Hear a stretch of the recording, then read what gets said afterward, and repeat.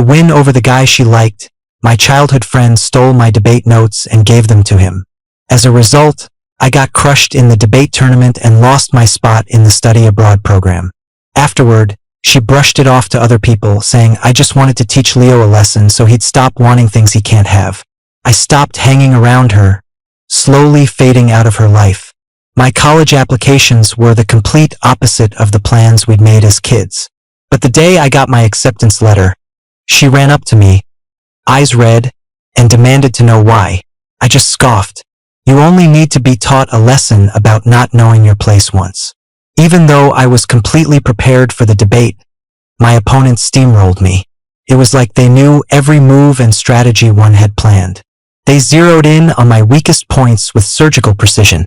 Worse, they used my private life as ammunition against me. We were utterly defenseless, completely humiliated. My hope of using the tournament to get into the study abroad program was gone.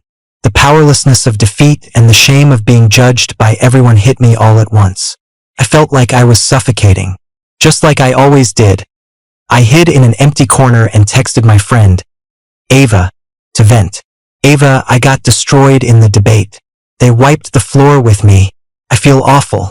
She replied almost instantly, Hey, don't worry about it. It was just one competition. Come on back and I'll treat you to a huge dinner. I quickly typed back, I want the most expensive thing on the menu. No problem. Whatever you want, Leo. Order the whole menu if you feel like it. It's on me.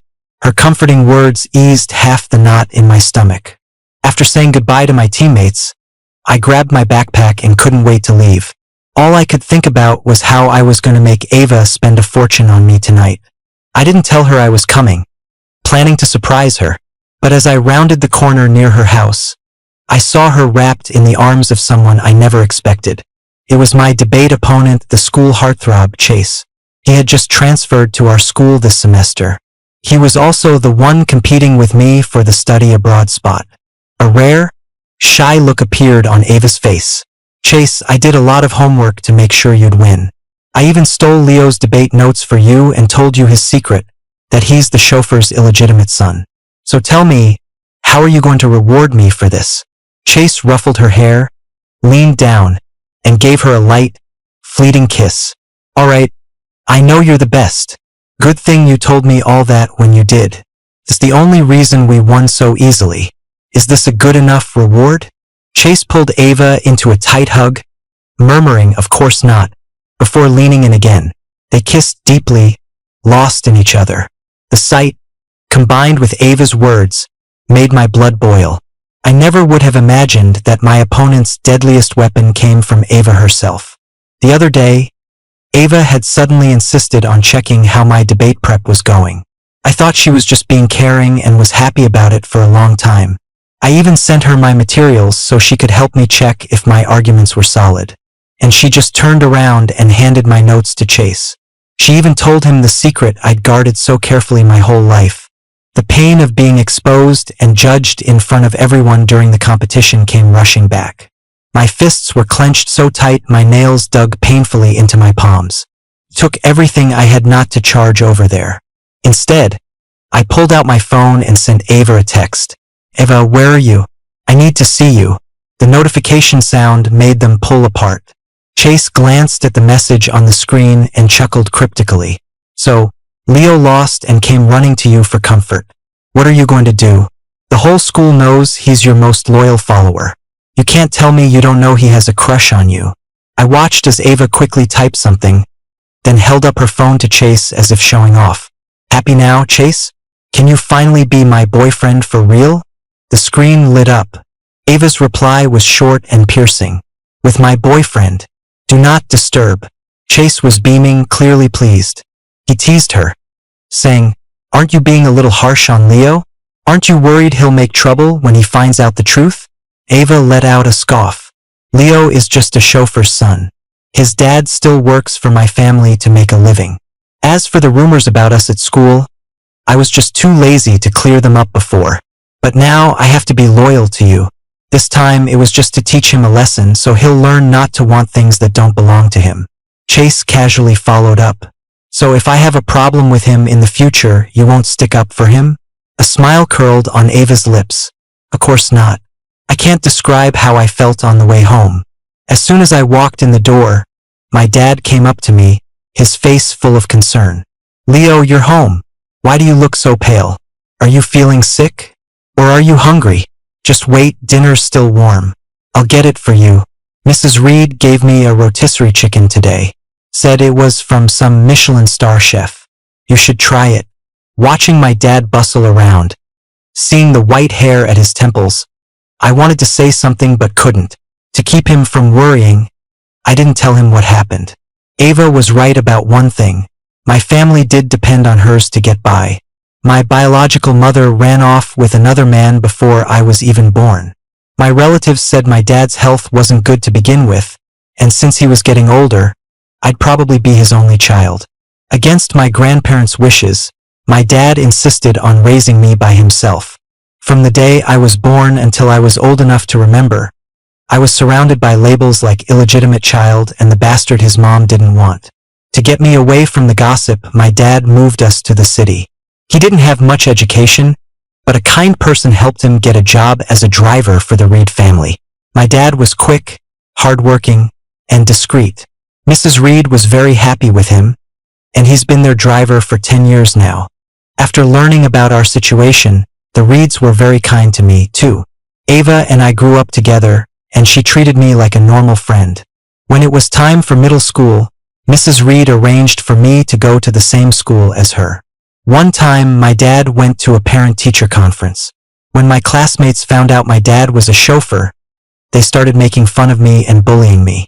One day after school, a few of them tricked me into going to a storage closet. They shoved me in and locked the door. My grandparents used to lock me in a dark room as a kid, so I have severe claustrophobia. I was trapped in that closet until midnight. I was cold, hungry, and so weak I could barely move. It was pitch black and terrifyingly quiet. Just when I was about to lose hope, Ava kicked the door open, silhouetted against the light. That night, she led me out of the darkness. The next day, she stood in front of the whole class and announced, "Leo is my best friend. If you bully him, you're picking a fight with me, Ava Reed." The Reed family was very influential in the city. A lot of the kids' families did business with them. They didn't dare cross Ava, and after that, they left me alone. To this day, I still remember her soft words of comfort that night. "Leo, if anyone bullies you from now on, just tell me. I'll beat them up for you. We're going to go to the same college and always be together. As long as I'm here, no one will ever be able to bully you again." Her words were like a savior's promise, a heavenly sound. Under the cover of moonlight, a young boy's crush grew wildly. From then on, to close the gap between me and Ava, I worked relentlessly to improve my grades and skills at school. The funny thing is, all my hard work went up in smoke the moment Chase showed up. With his handsome face, Chase captured the hearts of countless girls as soon as he arrived. I never thought Ava would fall for him, too. And to make him happy, she was willing to sacrifice me. The person who once promised to always protect me had now become the one who hurt me the most. I didn't sleep at all that night, my eyes open until dawn. Ava and Chase's conversation kept replaying in my head. Their undisguised contempt and disgust were like a knife stabbing straight into my heart. The pain was so sharp it woke me up completely. It was time for me to get out of Ava's world. The next day, I didn't wait for Ava and took the bus to school by myself. I ran into her at the school gate just as she was getting out of her car. When she saw me, she ran over and greeted me like nothing had happened. "Leo, why didn't you wait for me today? Why didn't you take our car?" If I hadn't heard her conversation with Chase and gotten that text yesterday, her casual act would have made me feel guilty, just like it always did. I forced a small smile. "Ava, you have a boyfriend now, don't you? We should probably keep our distance." I wouldn't want him to get the wrong idea. Hearing the word boyfriend, Ava seemed to get it. She clapped me on the shoulder enthusiastically, shrugged, and smiled. "Oh, you mean Chase? Yeah, we're together. But there's a reason for it. I'll explain everything later. Anyway, don't worry. Even if I have a boyfriend, you're still my most important friend. Don't overthink it." I didn't respond and just kept walking. But Ava clearly wasn't used to my silence. She tilted her head, confused, and grabbed my arm. Leo, are you mad because you lost the competition yesterday and I didn't comfort you right away? I frowned and was about to pull my arm away when a strong force shoved me aside. Chase wrapped his arm tightly around Ava's shoulder, looking at me with a possessive glare. Leo, Ava is my girlfriend. What does it look like, you getting all handsy with her at school? I gave him a baffled look. Chase, I didn't realize you were blind. Did you not see Ava grabbing me just now? Do me a favor and stay away from me from now on. Both of you. I don't have time for your little high school drama. With that, I turned and walked away. Ava took a couple of steps forward, looking like she wanted to say something else, but Chase held her back. Losing the study abroad opportunity meant I was missing a major advantage on my college applications. With my current grades, I'd need to raise my score by at least 30 points to have a shot at my dream school. Right now, all I could think about was where I was going to find those 30 points. I really didn't have the time or energy to deal with them, but Chase and Ava didn't get the message. In the past, Ava and I were inseparable, and everyone assumed we'd end up together. Thanks to some carefully crafted rumors by Chase, the news that Ava and I had a falling out spread through the school. Many students thought I was just bitter because she didn't like me back. The way they looked at me was now filled with gossip and judgment. Chase was already popular because of his looks, and he had a lot of fans. When they heard I might have a grudge against him because of Ava, they started to ostracize me. They looked for any opportunity to teach me a lesson, to put me in my place. Glue on my chair, bugs in my thermos, my homework covered in graffiti, nasty notes taped to my back, love letters written in my name to every girl in the class. Within a few days, I became a freak everyone looked down on. Ava saw all of it, but she just looked the other way. Eventually, I moved my desk to a corner of the classroom, no longer sitting next to her. Only then did the daily pranks start to die down. After becoming a loner, my life became a simple routine of home and school, studying in silence. Other than asking teachers questions, I barely spoke to anyone at school. All the lonely hours I endured paid off in my academic rankings. On the first monthly exam of senior year, I got my best scores ever. 3rd in my class, 7th in our grade. I became the poster child for the most improved student, the dark horse everyone was talking about. I thought if I just kept my head down, I could avoid trouble. But what happened next proved how naive I was. Saturday was Mrs. Reed's birthday. Unlike previous years, the Reeds threw a huge party for her. They invited a lot of business partners and important people. My dad and the other staff were swamped, so I spent the day helping out in the kitchen. Ava brought Chase with her. She formally introduced him to her parents' friends. Mrs. Reed was especially fond of Chase. She held his hand affectionately and made small talk with him the whole time. Even Mr. Reed, who was usually so serious, was all smiles with him.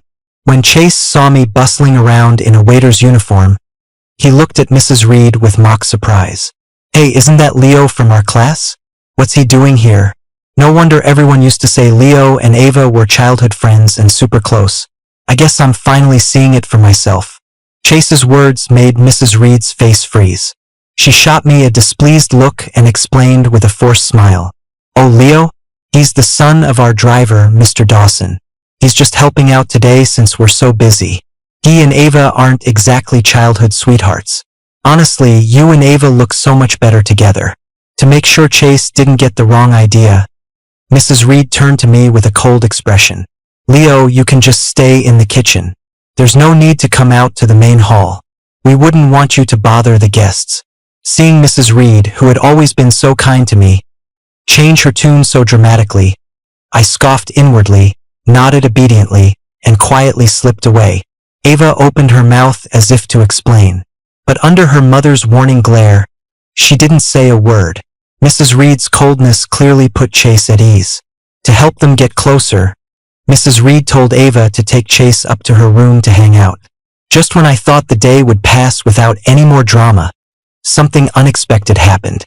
Mrs. Reed had someone summon me to the main hall. When I saw the notebook Chase was holding, my stomach dropped. Chase's eyes were red as he spoke to the crowd. His voice choked with emotion. Leo, I can't believe you're so manipulative. You knew Ava had a boyfriend, yet you wrote this diary full of romantic confessions for her to see. You have no shame. His words were like a stone thrown into a calm lake, sending ripples through the crowd. Mrs. Reed took the notebook, flipped through a few pages, then handed it to Mr. Reed. She was shaking with anger, clutching her chest, her finger trembling as she pointed at me. Leo, I want you to ask yourself, has our family not been good enough to you and your father?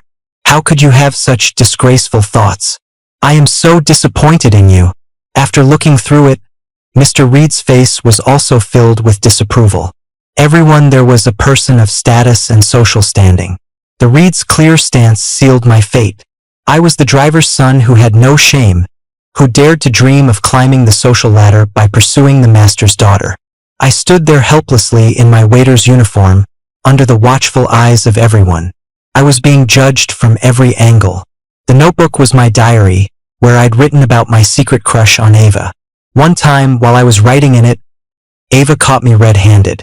She snatched the diary, and after reading it, she smiled with satisfaction. But she didn't give it back. Instead, she said, Leo, once we get into the same college, we can be together. I'll hold on to your confession for now. And now, Chase had brought that same diary out into the open. The secret I had tried so hard to hide was being exposed in front of everyone. Whispers and murmurs rose from all around. I felt as exposed and humiliated as if I'd been stripped naked and publicly shamed. My dad heard the commotion and rushed over, shielding me behind him. He kept bowing and apologizing nervously to Mr. and Mrs. Reed. I'm so sorry, Mr. and Mrs. Reed. Leo doesn't know any better. It's all my fault as his father. If you have a problem, take it out on me. Whatever punishment you want to give, I'll accept it. Seeing my dad so humiliated, my heart felt like it was being eaten by a million tiny ants. Fighting back tears, I lowered my head and apologized alongside my father. Sir, ma'am, it was all my fault. I'm so sorry for all the trouble I've caused you. Seeing us groveling like that, a smile finally appeared on Chase's face. In front of everyone, Mrs. Reed announced that they could not tolerate someone with impure intentions around their daughter. Ava's future husband had to be someone like Chase, from a family of equal standing. Ava, one of the main people involved, said nothing the entire time. My dad and I were kicked out of the Reed house on the spot. When we got back to our rented apartment, I looked at my dad with red eyes and apologized. Dad, it's all my fault. I made you lose your job. But my dad didn't blame me. He sighed and pulled me into a hug. Silly boy, how could this be your fault? If anyone's to blame, it's me for not being able to give you a better life. I can tell you haven't been happy lately. You don't talk about Ava all the time like you used to. Our families are from different worlds. With the way the Reeds acted, even if you did end up with Ava, you would have suffered. It's better that we're out of there now. You won't have to force yourself to go to their house for my sake anymore. My dad's words were like a warm spring in winter, washing away all my guilt. After that, I focused even more on my studies and my grades stabilized. Whenever I saw Ava and Chase at school, I would deliberately go the other way. Several times, Ava tried to talk to me, but I always managed to avoid her. My dad also found a new way to make money. He started a food cart. He's a great cook and knows how to make a lot of specialties from our hometown. After getting his food and health permits, he set up his cart at the night market. It quickly attracted a lot of customers. Many people became regulars after just a few visits, constantly recommending our cart to their friends and family. Mrs. Gable was one of them. I'd see her 3 or 4 times a week. She said she'd been away from her hometown for too long. Now that she'd finally found an authentic taste of home, she didn't want to miss it. The food cart got more and more popular, and my dad was often too busy to handle it alone. Whenever I had free time after school, I would go and help him. One day after school, I was working at the cart as usual when I looked up and saw Chase with his arm around Ava, walking into the night market. Behind them was Chase's crew of buddies. When they got to our cart, Chase shot me a smug grin. He sat down with Ava and his friends and yelled at me, "Hey you, get us 10 of your signature dishes. And make it quick. We're waiting." No matter what issues I had with them, When you're running a business, you greet customers with a smile. I put on a smile and asked politely, "Do any of you have any dietary restrictions? Cilantro, onions, garlic? How spicy would you like it?" Chase just waved his hand dismissively. "Just make it the way you normally do. We're just here to see if your food is any good."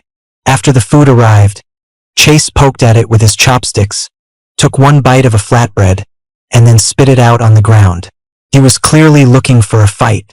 "Hey owner, what is this garbage you're serving? I can tell just from one bite that these ingredients aren't fresh. Are you going to take responsibility if we get sick from this?" A lot of the customers at the cart today were new. Hearing Chase, many of them put down the food they were about to order.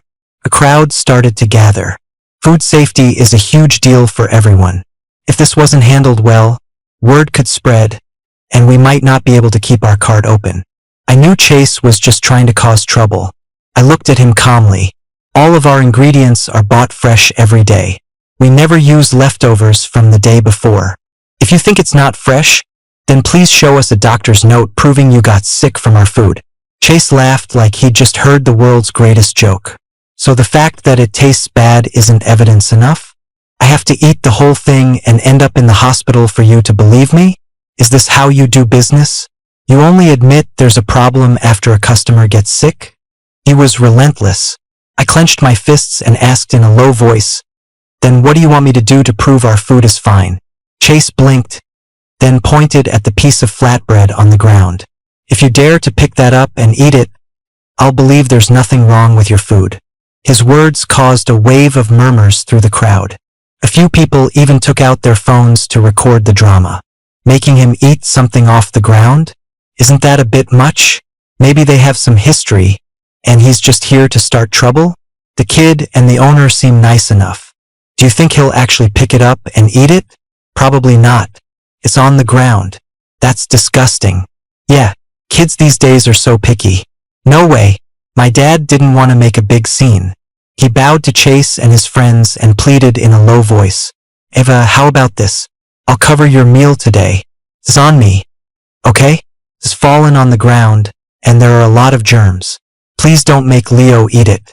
Eva hesitated for a moment, then looked at Chase. "Chase, Leo and his dad are just trying to make a living. Maybe we should just let it go?" Chase crossed his arms and lifted his chin defiantly. "Why should I let it go? No way. Eva, don't tell me you've still got a soft spot for him?" Eva quickly shook her head and said soothingly, "Of course not. I just don't want some nobody to ruin your good mood." Chase's friends started to jeer. "Hey, are you gonna eat it or not? Or is there actually something wrong with your food and you're just scared? Yeah, if you won't even eat your own food, why should anyone else? Are you eating it or not? If not, we're out of here, and we'll be sure to spread the word online for you." Chase stared at me with a challenging look. Eva just stood by, her face blank. Rage welled up inside me. Fighting back tears, I yelled, "Fine. I'll eat it. I'll eat it right now." I bent down, picked up the flatbread, and rinsed the dirt off with some water. Just as I was about to put it in my mouth, a firm, elderly voice called out from behind me, "Leo, wait."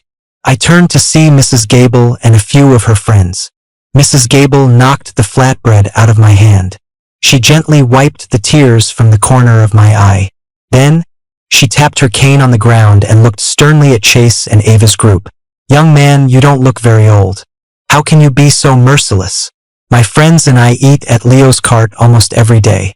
There is nothing wrong with their food. We can all vouch for that. If you don't believe us, you can ask the other vendors around here. They'll tell you it's the truth." Mrs. Gable was a regular at the night market. Every vendor knew her. Seeing this, other vendors also came forward to speak up for us.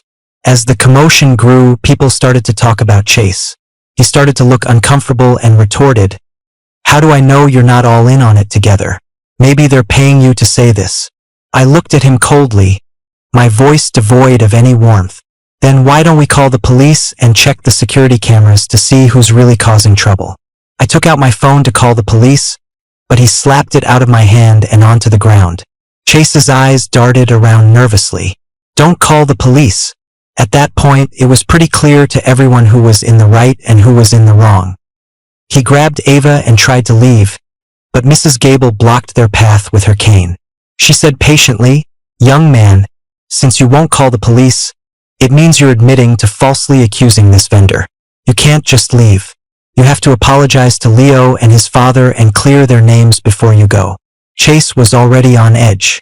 Mrs. Gable's words were the last straw. He shoved her with his hand, yelling, "Get out of my way, you old hag," and ran off. Mrs. Gable fell to the ground, cane and all. I rushed over to check on her while my dad called 911. We left the cart and went with the ambulance to the hospital. Thankfully, Mrs. Gable only had a minor fracture in her leg and some scrapes. No other serious injuries. Mrs. Gable and her daughter both insisted it wasn't my fault and that they didn't blame me. But thinking about my dad begging them and Mrs. Gable getting hurt because of me made my blood boil. By the time we got back from the hospital, closed up the cart, and went home, it was the middle of the night. When we got to our apartment building, an unexpected visitor was waiting for us. When Ava saw me, she shifted her weight nervously. It looked like she'd been waiting there all night. She rushed forward to block my path, her voice urgent. "Leo, you have to listen to me. You really pissed Chase off today. He's holding a grudge against you now. Tomorrow at school, you need to apologize to him first thing. Whatever he says, don't argue with him. Otherwise, even I won't be able to protect you. This is serious. Do you understand?" "Ik leerte her." "Ava, I thought you were just blinded by Chase. I didn't realize you'd become his lapdog. This isn't the dark ages. No matter how powerful Chase is, he's not above the law. Besides, since when have you ever protected me since he showed up? I was already exhausted from dealing with them earlier. I didn't have the energy to argue with her. I just walked around her and hurried on." From behind me, I heard Ava's desperate shout. "Chase said he's going to make you pay tomorrow at school. His family has connections, Leo. Don't mess with him. Don't fight a battle you can't win." The old apartment complex was quiet at night, and Ava's voice was piercing. Knowing Chase's personality, I was sure he wouldn't let this go. Did having a powerful family mean you could bully people however you wanted? First, he used dirty tricks to steal my study abroad spot, and then he caused a scene at our food cart. Was he going to try to get me expelled now? Who did he think he was? Remembering the conversation I'd overheard between Mrs. Gable and her daughter outside the hospital room, an idea began to form in my mind.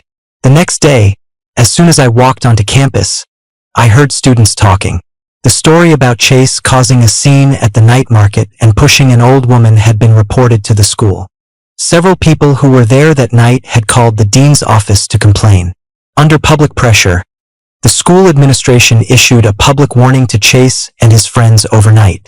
The disciplinary notice was posted on the school's bulletin board and online forum, but for Chase, a punishment like that was nothing more than a slap on the wrist.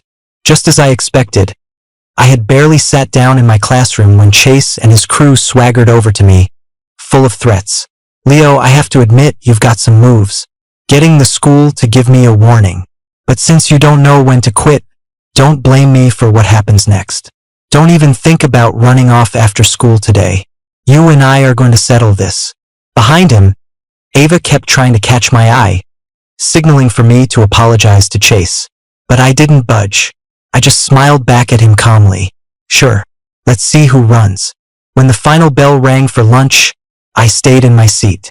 After the other students had left, Chase and his group, with Ava in tow, stormed into the classroom. On his signal, two of them unplugged the security camera. With no cameras watching, Chase felt completely unrestrained. He had his friends hold me down while he started slapping me across the face, asking over and over, "Had enough? Leo? Still think you can mess with me?" After about a dozen slaps, my face was swollen and red. I could taste blood in my mouth, but I clenched my teeth and shouted back, "Never. Chase, why are you so obsessed with bullying me?"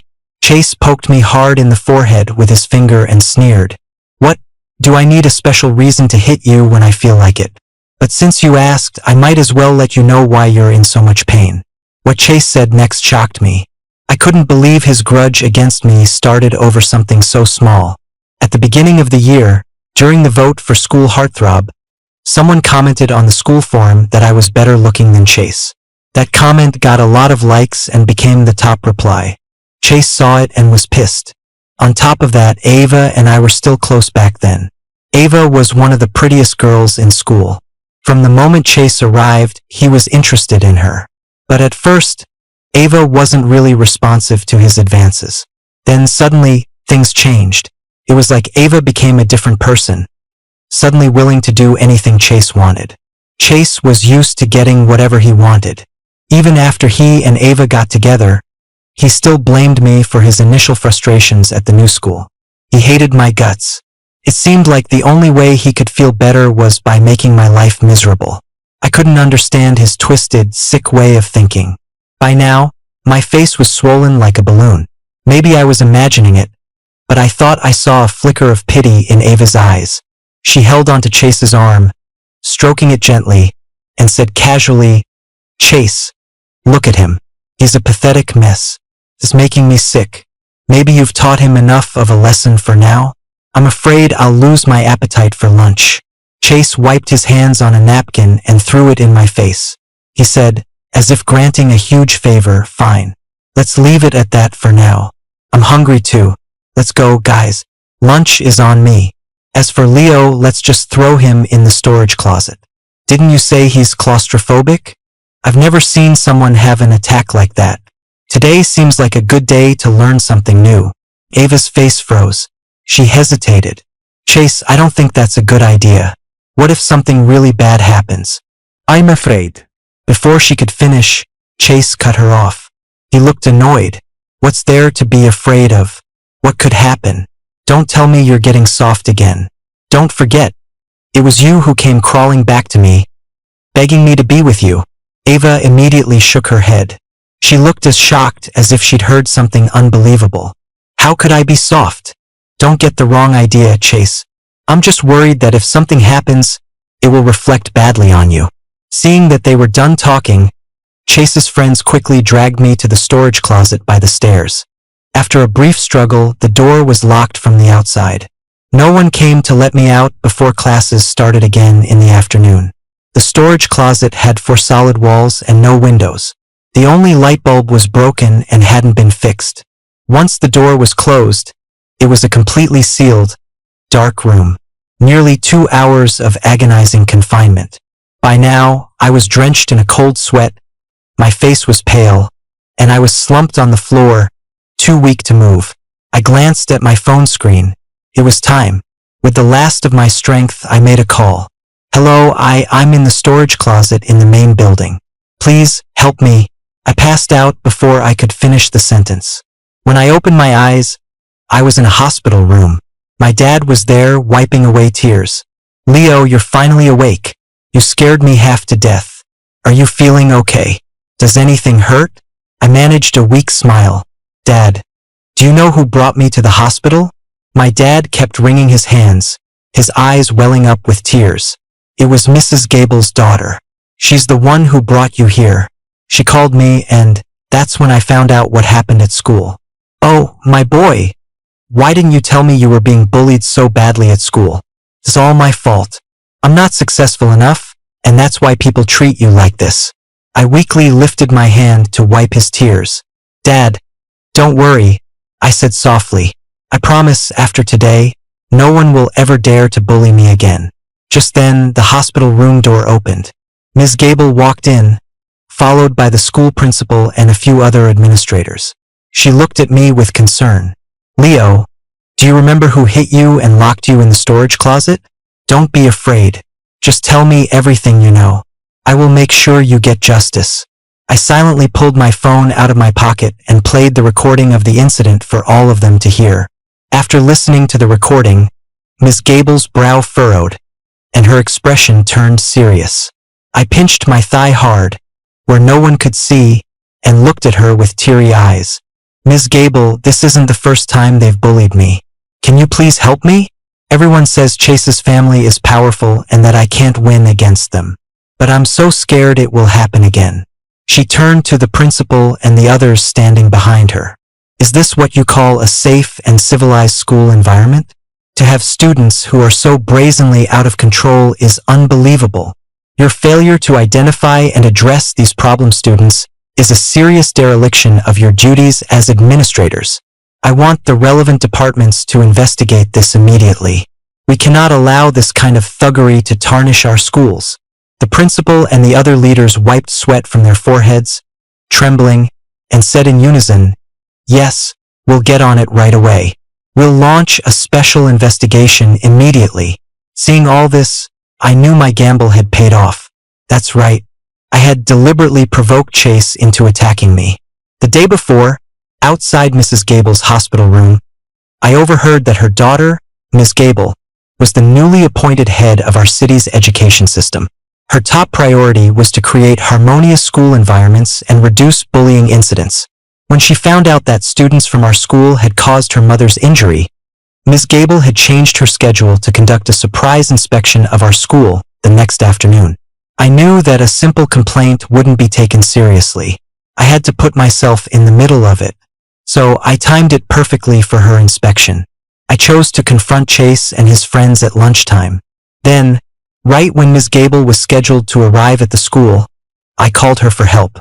When she saw me, battered and bruised, with her own eyes, the school officials who were with her couldn't cover it up even if they wanted to. As a student with no power, it was the most direct way I could think of to take down Chase and his crew. And it worked. I was in the hospital for a week before I returned to school. Thanks to Ms. Gable's swift and decisive intervention, everything at school had changed. After a thorough investigation, Chase, as the ringleader of the bullying, was expelled. Because he was over 16, the charge of intentional assault was upheld. Chase was sent to a juvenile detention center for re-education. His family spent a fortune trying to get him out, but they failed. As the special task force dug deeper, they uncovered evidence of his family's involvement in organized crime and money laundering. Chase's powerful father and several of his uncles were all arrested. Within days, the family's influence in the city was completely wiped out. Ava and the others were found to be accomplices, coerced and instigated by Chase. They were given a major demerit, with a warning that any future offense would result in expulsion. When the announcement was made, the school was buzzing. All the students who had been bullied by Chase and his gang were cheering. As soon as I got back to my classroom, Ava found me. She looked worn out, with dark circles and bags under her eyes. She was a shadow of her former, vibrant self. "Leo, you're back. Can we talk for a minute?" Ava then gave me a long explanation for her behavior. She had once told her parents at the dinner table that she liked me. She even told them her plan for us to get together after we got into college. But both Mr. and Mrs. Reed were against it. No matter how much Ava pleaded, they wouldn't agree. The reason was that the Reed family business was facing an unprecedented crisis. They had to find a way to survive. Otherwise, the family might never recover. Chase's family was a long-standing powerhouse in the city, with extensive connections and immense resources. They were the best lifeline Mrs. Reed could find. After learning that Chase had just transferred to our school, Mrs. Reed came up with the idea of having Ava try to date him. She wanted to use their relationship to get an introduction to Chase's powerful father. Mrs. Reed made Ava a promise. If she could help the family overcome this crisis by pursuing Chase, they would no longer object to her being with me in the future. At first, Ava refused and strongly opposed her mother's plan. She thought it was absurd. But day after day, she watched her parents run themselves ragged trying to save the family business. Her father would come home and pass out on the sofa, too tired to even eat dinner. Her mother, who had always been so elegant, was starting to get gray hair and wrinkles. Ava's heart was moved. To make things easier for her parents, she started to show interest in Chase. Chase already had a thing for Ava. The two of them started dating very quickly. Chase wasn't a deep thinker. After Ava flattered him and whispered in his ear a few times, he immediately set up a meeting between her father and his. After several dinner meetings, the two families established a business alliance, sealed by the happiness of their children. With the help of Chase's family, the Reed's business started to recover. Unfortunately, Chase had been spoiled his whole life and had a domineering personality. When Ava tried to gently break up with him, he flat out refused. After realizing that I was probably the reason Ava wanted to break up with him, Chase started to plot his revenge against me. The debate tournament was his first move. Chase used the Reed family business as leverage, demanding that Ava prove her loyalty to him during the tournament. With no other choice, Ava made up an excuse to get my debate notes and gave them to Chase, along with the secret that I was born out of wedlock. Winning the debate made Chase trust Ava even more. He became even more possessive of her. Whenever he sensed that Ava was pulling away, he would find a way to punish me to force her back in line. A few times, when Ava was angry during an argument with Chase, she told him that he had a worse temper than I did. This reminded Chase of how I had outshone him when he first arrived, and his frustration boiled over.